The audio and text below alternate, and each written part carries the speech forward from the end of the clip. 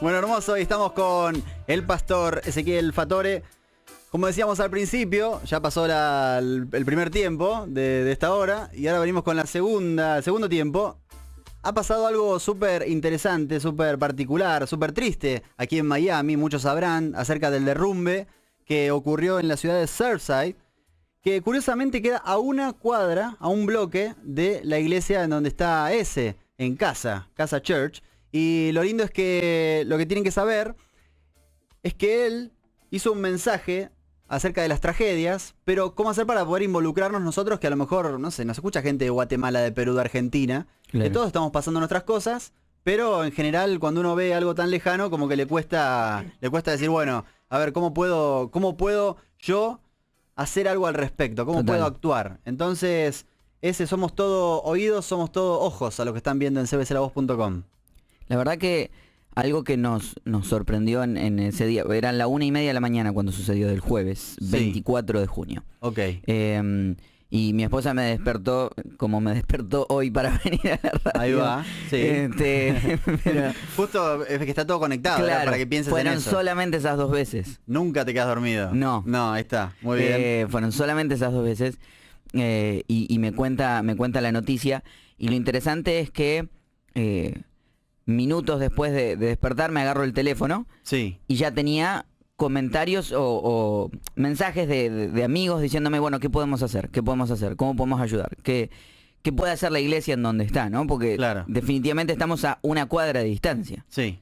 Entonces, de ahí empezó toda esta locura de decir, bueno, ¿qué podemos hacer? ¿Qué podemos hacer? Y nos fuimos ese día directamente al lugar donde estaban las familias de las víctimas, y lo único que hicimos ahí en ese momento era muy interesante porque estaban las familias, obviamente, tratando de pelear toda esa tragedia y tratando de hacer sentido emocional de lo que pasaba. Sí. Y les habían llevado cantidad de comida, les habían llevado café, les habían llevado de todo, pero ninguno se paraba de donde estaba hasta donde estaba el café.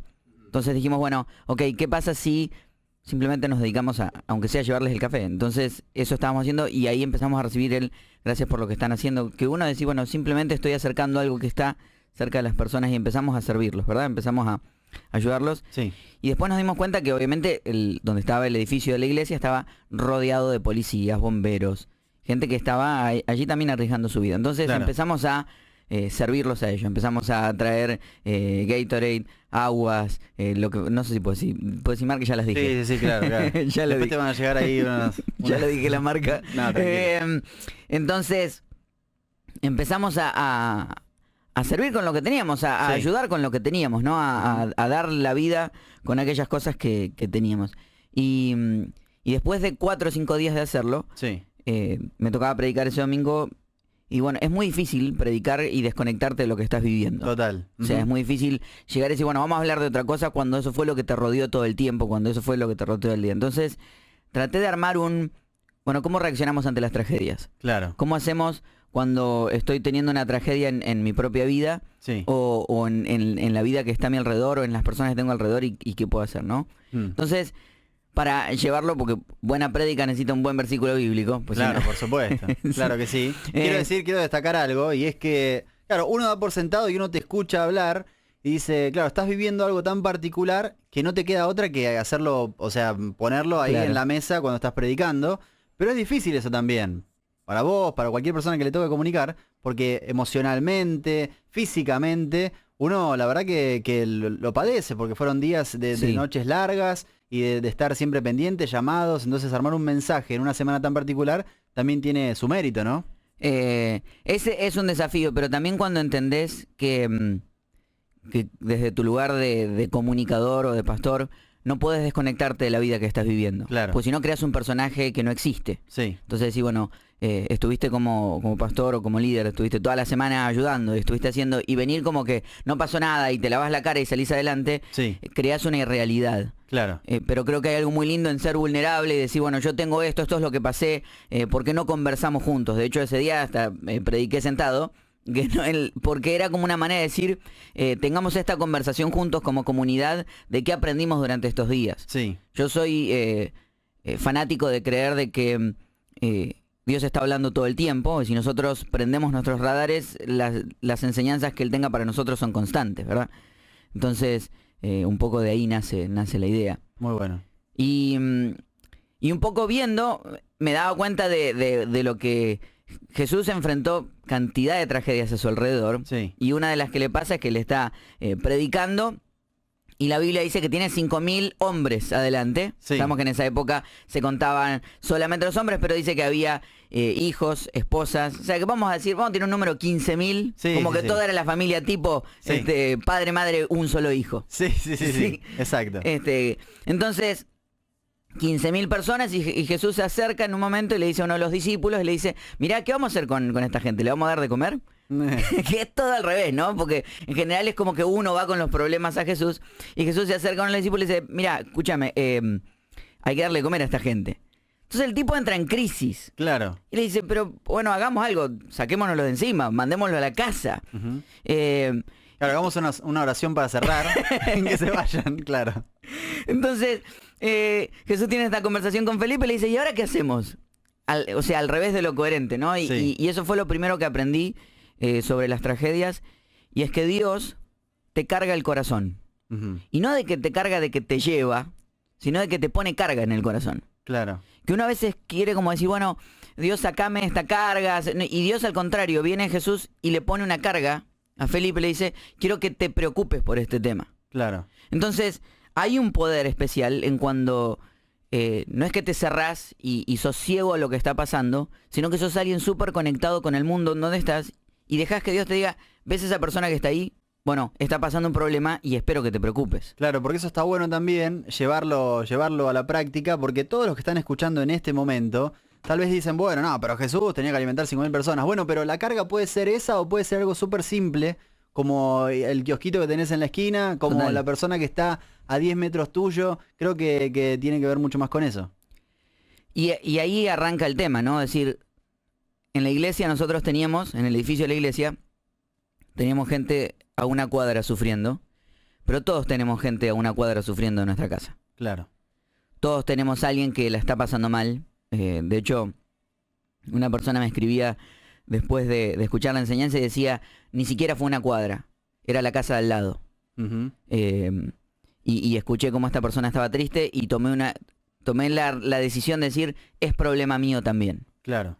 Es esa cuestión de decir, bueno, si estoy bien, puedo hacer algo, ¿no? Yo Ujú. creo que el estar bien es un privilegio para ser usado. Claro. Ujú.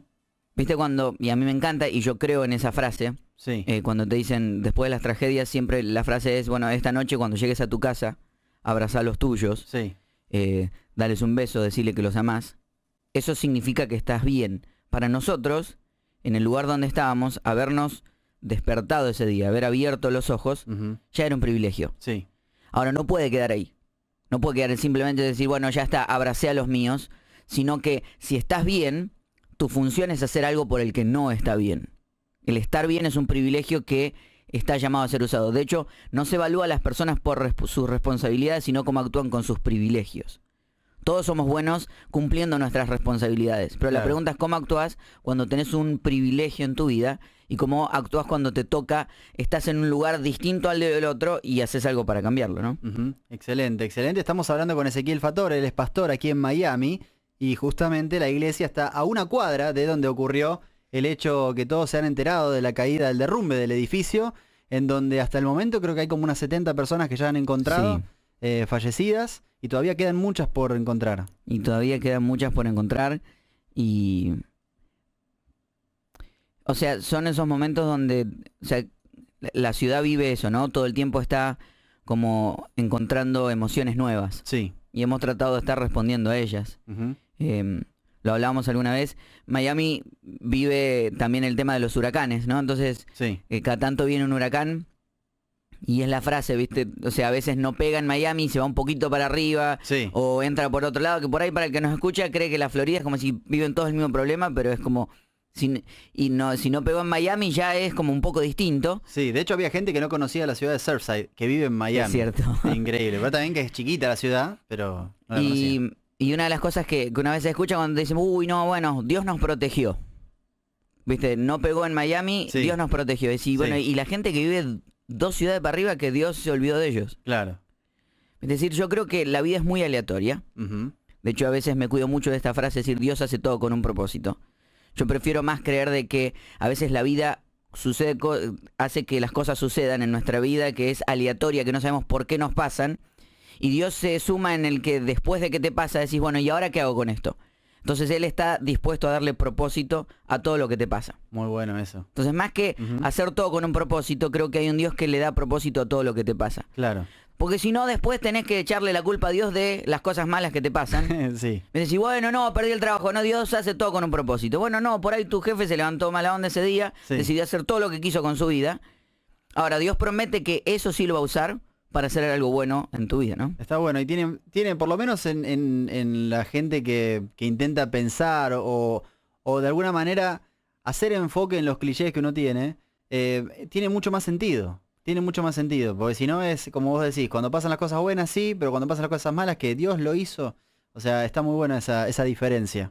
Bueno, o sea, es que ese tema, ¿no? O sea, donde corremos el peligro de decirle a las personas, tuvo una tragedia, se le murió un hijo y te dice, bueno, Dios hace todo con un propósito. O sea, es el cuidado de las palabras, el decir, no, sí le puede dar un propósito a todo, pero vivimos en un mundo ampliamente injusto, donde Claro. la injusticia prevalece, pero Dios sí promete hacer algo con todo eso que te pasó, ¿no? Excelente. Pero bueno, entonces fuimos avanzando, entonces lo primero que entendimos es que teníamos que dejar de que Dios nos pusiera una carga en el corazón, que dijera, bueno, esta cosa tenés que hacerte cargo. Claro. Y lo segundo que aprendimos al poco tiempo de estar es que estaban los policías, los rescatistas y los bomberos cerca del edificio de la iglesia, Sí. y después estaba toda la gente, las familias de las víctimas, como a unas 5 o 6 cuadras de la iglesia. Entonces te voy a decir algo práctico.